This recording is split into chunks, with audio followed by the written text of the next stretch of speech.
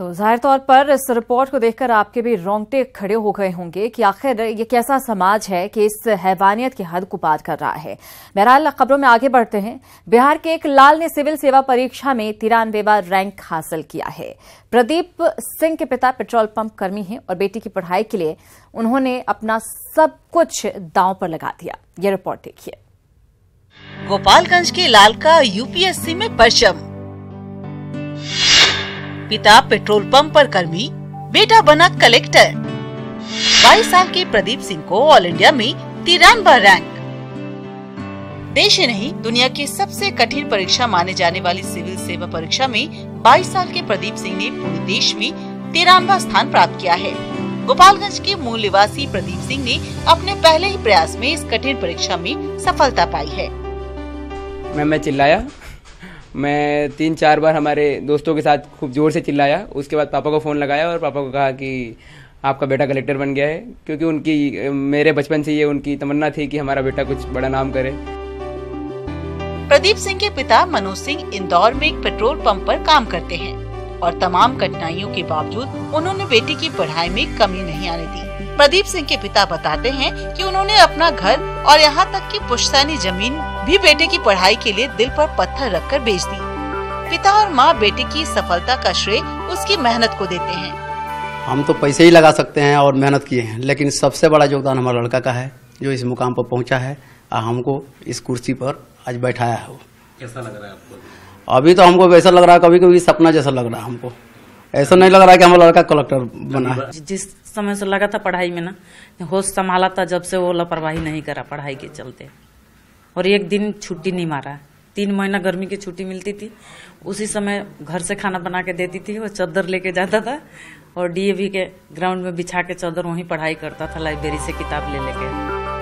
माँ बाप बेटे की मेहनत को सफलता का श्रेय दे रहे हैं तो बेटा माँ बाप के त्याग को सारा श्रेय दे रहा है। प्रदीप सिंह अब अपने पापा का बोझ हल्का करना चाहते हैं और उनकी पहली इच्छा यही है कि फिर से वो अपनी पुश्तैनी जमीन जो गोपालगंज में है उसे वापस खरीद सके। ऑब्वियसली मेरे पिताजी को अपने पूरे जीवन भर की कमाई जो घर था वो बेचना पड़ा। हमारी पुश्तैनी जमीन जिसे गांव में एक इज्जत के तौर पे देखा जाता है, वो पुश्तैनी जमीन बेचनी पड़ी और उसका जो दर्द पिताजी ने सहा वो मेरे लिए भी असहनीय था। तो अब मैं चाहता हूँ कि वो सब जो दर्द था वो बीते पल की बात हो जाए और अब नया दौर और नया युग शुरू हो। गरीबी का बहाना बनाने वालों के लिए, मजबूरी का रोना रोने वालों के लिए, मेहनत से पीछे हटने वालों के लिए प्रदीप सिंह एक मिसाल हैं, क्योंकि प्रदीप सिंह ने अपने पहले ही जोर में जोरदार धमाका कर इस बात को साबित कर दिया है कि वाकई में मानव जब जोर लगाता है तो यकीनन पत्थर भी पानी बन जाता है। मैं जानना चाहूंगी कि पढ़ाई के साथ साथ और क्या हॉबी है, क्या क्या पसंद है? मैं पोइट्री का बहुत शौक है मुझे। तो कुछ पोइट्री की लाइन भी सुना दीजिए। मैं 4 लाइन सुनाना चाहूंगा कि है कौन विघ्न ऐसा जग में, टिक सके आदमी के मग में, मानव जब जोर लगाता है पत्थर पानी बन जाता है, खमठोक ठेलता है जब नर पर्वत के जाते पैर उखड़। न्यूज़ 18 के लिए दिल्ली से रचना और इंदौर से विकास के साथ ब्यूरो रिपोर्ट। कि बस्ती में रहते हैं, लेकिन इसी इंसानी बस्ती में कुछ ऐसे शैतान हैं जिनसे हैवान भी खौफ खा जाए। गोपालगंज में इसी तरह के एक इंसान ने अपने परिवार वालों के साथ मिलकर अपनी पत्नी पर हैवानियत की सारी हदें पार कर दी। ये रिपोर्ट देखिए।